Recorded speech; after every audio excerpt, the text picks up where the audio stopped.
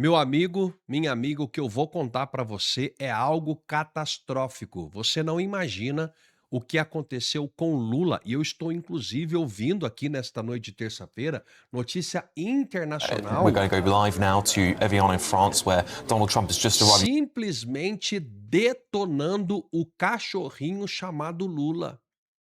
Eu vou mostrar alguns vídeos para vocês aqui do que já está sendo repercussão internacional. O Trump não quis sequer pegar nas mãos do anão diplomático chamado Lula. Eu não sei se ele tomou uma pinga, que é de costume dele, né? Dizem por aí, inclusive a turma do PT. Eu não sei se ele tomou uma pinga, mas na hora de fazer a foto do G7, que ele foi convidado, ele não faz parte do G7. Ele ficou balançando a mão, sabe, fazendo alguns acenos que ninguém entendeu nada.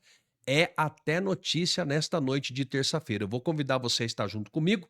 Vou pedir para você dar o seu like, para você compartilhar, inscreva-se no nosso canal. Muito obrigado por você estar aqui junto comigo. Nós estamos aqui todos os dias trazendo as principais informações, notícias para você e, claro, coloca de onde é que você está me assistindo. Você vai ver alguns vídeos comigo, por exemplo, como esse aqui agora, que nós estamos enxergando. O Trump, quando ele chega no G7, preste atenção aqui, o anão diplomático, ele tá do lado, o Trump simplesmente nem olha na cara dele. Não olha, não cumprimenta, não gesticula e mais cedo já tinha pedido para toda a sua assessoria sair fora, para toda a sua assessoria cascar fora que não queria conversa. Tanto é, meu amigo, você vai ver aqui, olha lá o anão. Ó o anãozinho, olha lá. Todo mundo quieto e o cachaceiro balançando a mão. E o cara desnorteado, o cara lá, perguntando o que estava acontecendo, o Trump ali. O G7, né? O grupo dos 7 principais países. E o cara lá, desvairado. Aqui você vai prestar atenção que, inclusive, quando o Lula começa a chegar, automaticamente uma assessora corre por trás, coloca um segurança do lado do Trump para que o Lula não se aproxime dele. Presta atenção. Ah lá, já fecharam. Já fecharam. Já circularam o Trump de uma grande quantidade de pessoas para ele não chegar perto. E simplesmente não deixa o Lula chegar. Ah lá, olha o cara puxando o Lula, ó, pra cá, pra cá. Olha lá, olha o cerco do lado do Trump. Meu amigo, a situação tá complicada. Aí nós vamos aqui, ó, a matéria que eu vou ler para você, você acompanha aqui do lado. Eu vou ler do lado de cá. Episódio ocorreu em meio ao aumento de tensão entre Brasil e Estados Unidos por causa da proposta norte-americana. Quais propostas, né, Alberto? Quais propostas nós estamos falando aqui? Há muito tempo nós estamos falando. Desculpa aqui, gente. Quando entra essa luz aqui, eu tenho que tirar essa luz. Entra aqui, ó. Eita, vamos lá. Quais propostas? 15 propostas foram entregues nas mãos do chanceler do Brasil para poder cumprir. O presidente Luiz Inácio Lula da Silva participou nessa terça-feira 16, hoje, pela parte da tarde, foto oficial do G7 na França. Mas um gesto do presidente dos Estados Unidos, Donald Trump, chamou a atenção durante o evento. Vídeos registrados no encontro mostram que Trump passa ao lado de Lula sem cumprimentá-lo, nem interagir com o petista. O episódio ocorreu durante a formação da foto oficial dos líderes presentes na reunião. Então aqui nós temos algumas coisas para poder comentar, inclusive com essa mentiraiada, essa mentira que o governo do Lula conta todos os dias. Que o Lula teve uma aproximação muito grande ao Donald Trump, que tá tudo certo, que não, que na Casa Branca o relacionamento foi 100% mentira. E esse encontro que já está sendo veiculado, inclusive por notícias americanas, The Washington Post, New York Times e entre outros, dizendo que o Trump não quer mais conversa com Lula. Amigo, eu vou colocar uma informação aqui em cima da mesa, que eu quero que apenas você guarde essa informação com você. Guarde, apenas. O Lula não estará na presidência da República do Brasil mais até o dia 30 de agosto. Guardou essa informação? Por que, Alberto? Eu não posso falar. Eu não posso falar porque nós vivemos num país da mentira, onde falar a verdade virou crime. Essa é a realidade. Nós vivemos num país da mentira onde falar a verdade virou crime, lamentavelmente.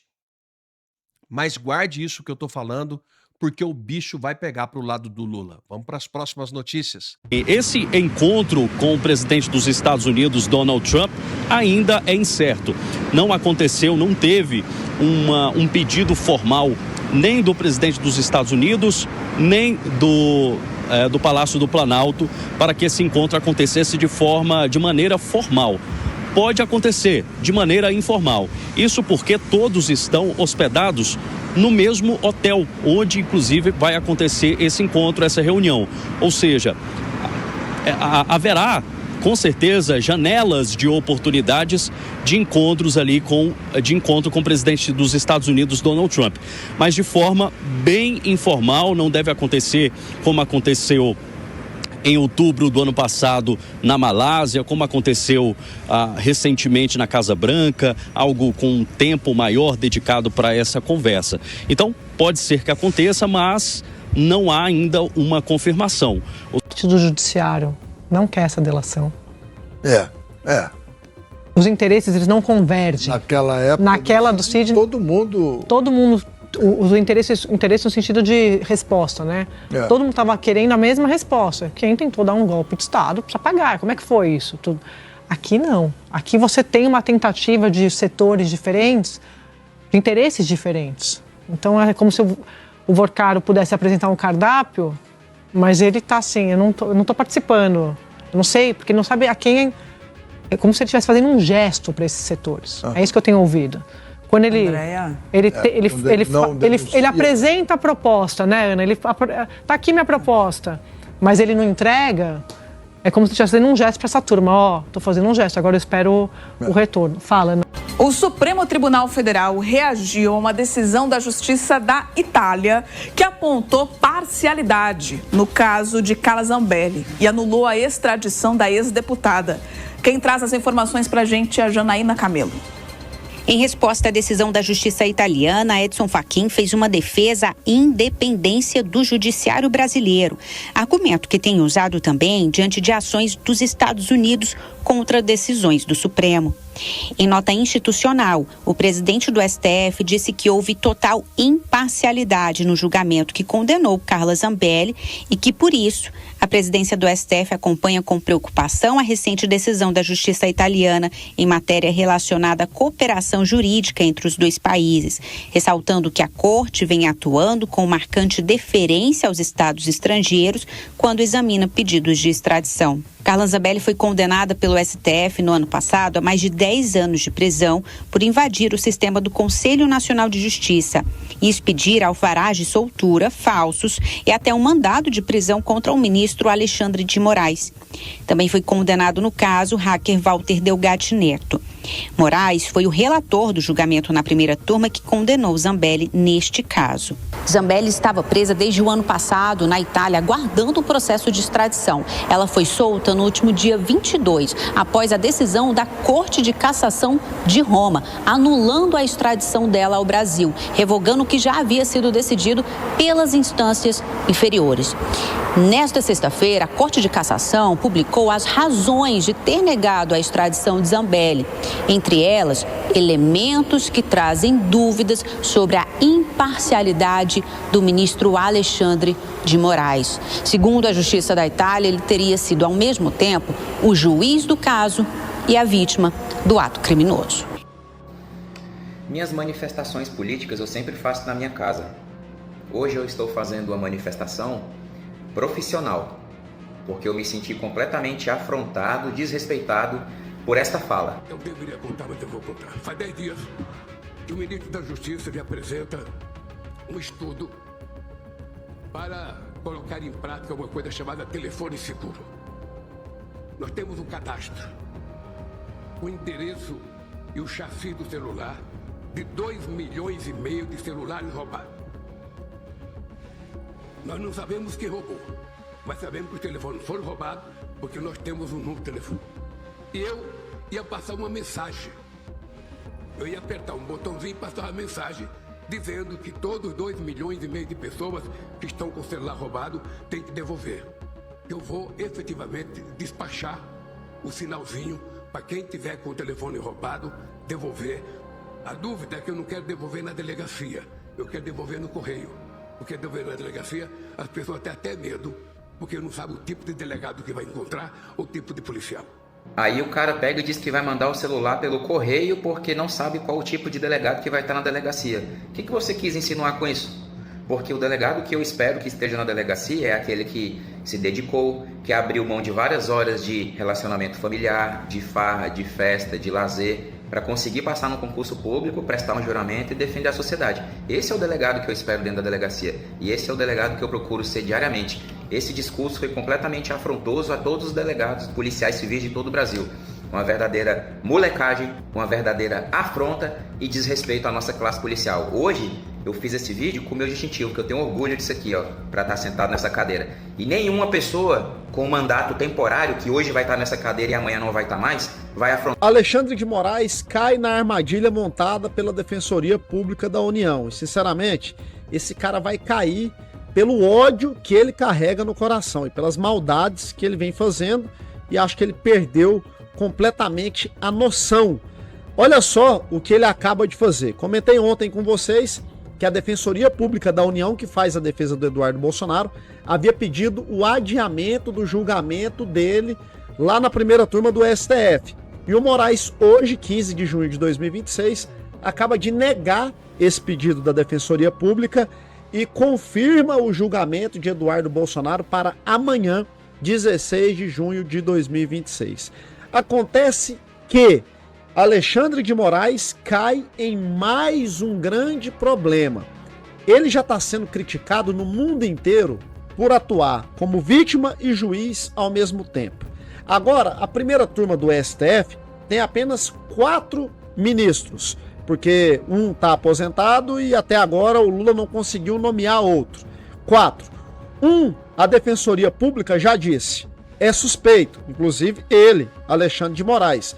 O Eduardo Bolsonaro está sendo julgado por atuar junto ao governo americano contra os abusos praticados aqui no Brasil, mas que o STF converteu isso em coação no curso do processo, como se o Eduardo Bolsonaro estivesse coagindo os ministros aqui do STF. Inclusive a sanção que o governo americano aplicou foi no próprio Alexandre de Moraes.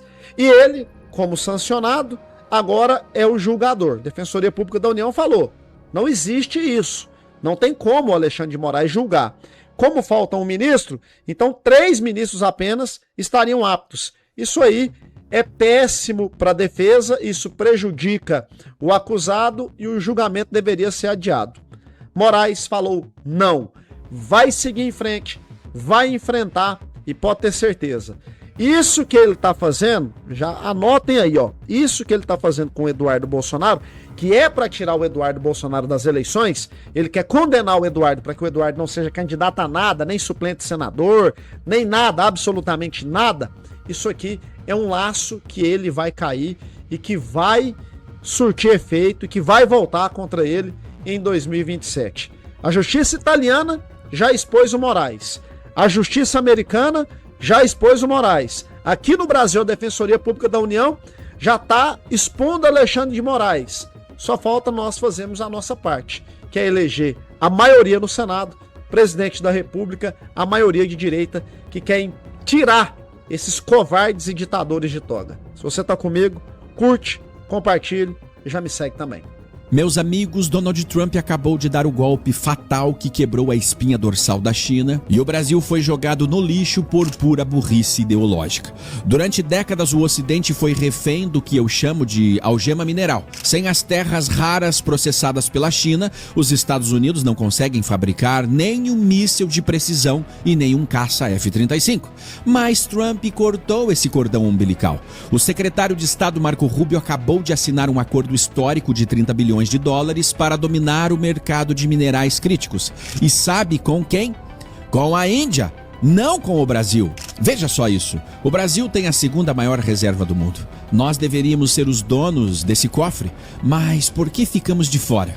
porque Trump acaba de classificar o PCC e o Comando Vermelho como organizações terroristas internacionais. Washington jamais vai injetar bilhões em um país onde o atual governo usa nossos recursos para blindar aliados obscuros e ditaduras companheiras. Nós fomos rebaixados a um pária global. A hegemonia chinesa levou um tiro no peito e Brasília escolheu afundar abraçada ao dragão. A mídia aparelhada vai tentar esconder esse vexame de você, mas a verdade é que nós perdemos a maior oportunidade da década. 30 bilhões na tecnologia mais importante do mundo foi jogado no lixo. Agora, blinde a sua mente e chore um pouquinho, porque não é fácil ser brasileiro. Foi apagada e mensagens trocadas com um celular do Supremo Tribunal Federal. Né? Então, bom, ninguém está sabendo disso. Agora, se o Vorcaro começa a falar, não, isso aqui foi lícito, isso aqui foi republicano, nós temos que simplesmente aceitar? Não, foi lícito, foi republicano, vida que segue? Não. Eu acho que a cada dia que passa fica mais explícito que o Vorcaro praticamente deve ter comprado a República toda. Né? Nós temos aí os indícios todos de uma mesada de centenas de milhares de reais por mês para um senador, para que uma PEC fosse aprovada para beneficiar o Banco Master. E então, se o Vorcaro diz, não, a minha mesada ali, né, aquele dinheiro com o Ciro Nogueira foi republicano, a gente não vai questionar mais, acabou. Então, se ele diz que um contrato de 129 milhões, não, foi um contrato sem contrapartida nenhuma, então deixa pra lá, a gente não vamos mais questionar. Nós vamos questionar sim, porque o Vorcaro, ele tinha tentáculos em Brasília, em todos os poderes, no Congresso, no Judiciário, no Taiaiá, enfim. Ele trocou mensagens com um celular do Supremo Tribunal Federal e aí conseguiu bloquear o quê? Então, o que nós precisamos saber como nação é a Polícia Federal poderia fazer o que o Augusto disse, a própria PGR, porque o Vorcaro não sabe o que a Polícia Federal sabe, porque a Polícia Federal está em posse de 8 celulares. Então, o Vorcaro e a defesa do Vorcaro, eles precisam entender que daqui a pouco a Polícia Federal vai dizer, quer saber? A gente não precisa mais de você, porque nós temos aqui 8 celulares, nós vamos desintegrar esses celulares no sentido de mergulhar nas informações desses celulares e vai ter uma hora que a delação do Vorcaro não vai ser mais útil para nada. Então, que venha logo ou uma delação que mostre realmente todas essas relações nada republicanas com quem quer que sejam, executivo, legislativo, judiciário, ou que a Polícia Federal mostre para o país o conteúdo desses celulares para que a gente comece a passar o país. O ministro Moraes, ele está envolvido, vamos dizer assim, como réu nesse processo justamente por meter o bedelho na justiça dos outros, né? É bom que a gente diga que essas decisões tomadas pelo Moraes aqui no Brasil não são alvo do questionamento dessa ação. Essa ação questiona o fato do que o Moraes queria que a decisão dele contra plataformas valesse fora do país, valesse dentro do território norte-americano e inclusive violasse as leis dos Estados Unidos. Veja, isso é muito sério. Agora é curioso que o argumento da AGU para defender o Moraes é justamente a soberania do Brasil a respeito das suas próprias leis. Quer dizer, então o Moraes, ele é processado por violar a soberania do país dos outros e aí a nossa defesa é de que os outros não podem violar a nossa soberania, me parece no mínimo curioso, né? É importante que a gente diga que uma decisão judicial, ela não pode valer fora do território por uma questão lógica, senão amanhã vem um juiz do Irã e pede para fechar aqui a emissora, ou um juiz da Rússia e me prende, ou prende a você. Como é que a gente lida com isso? Então é claro que um juiz brasileiro também não pode dizer o que uma empresa dentro dos Estados Unidos deve fazer.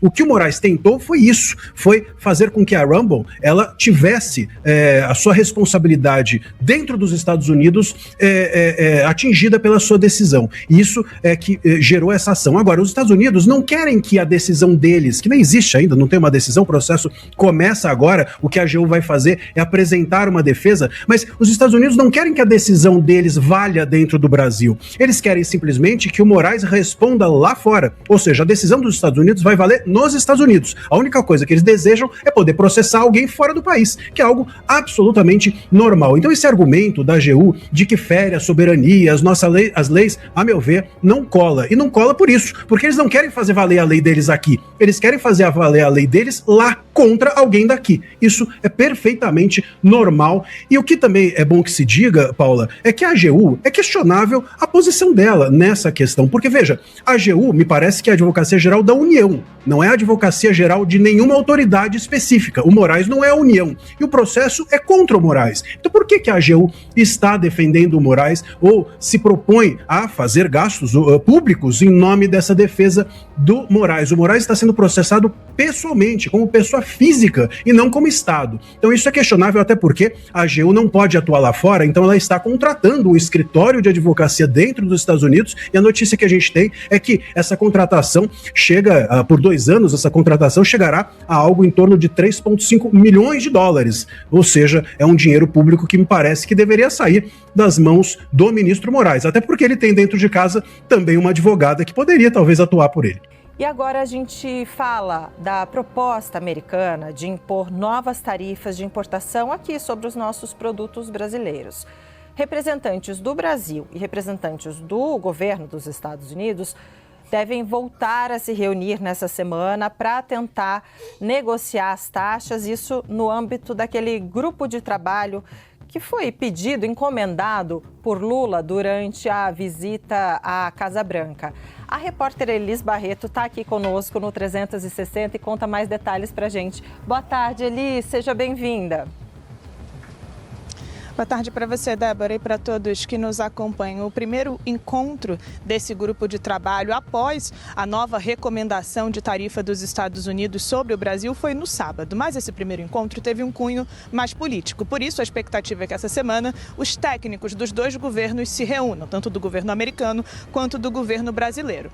Na reunião de sábado, o Brasil foi representado pelo ministro Márcio Elias, da Indústria, Desenvolvimento, Comércio e Serviços, e também participaram por parte do Brasil a secretária de Comércio Exterior do MIDIC, Tatiana Prazeres, além de embaixadores. Por parte do governo americano, Jameson Greer, que é o representante do USTR, participou. Bom, além disso, ministros brasileiros e Jameson Greer devem se reunir nos próximos 15 dias, dando andamento, então, a essas tratativas sobre essa possibilidade de tarifas de 25% sobre o Brasil. Integrantes da esplanada dos ministérios, Débora, indicaram que o Brasil voltou a apresentar argumentos contra aqueles que foram elencados naquele comunicado do USTR que recomendou a imposição dessas tarifas. O Brasil também voltou a destacar que os 2 países, na relação comercial dos 2 países, o Brasil mantém déficit, ou seja, a gente exporta mais para os Estados Unidos do que compra dos americanos. Um dos focos da reunião de sábado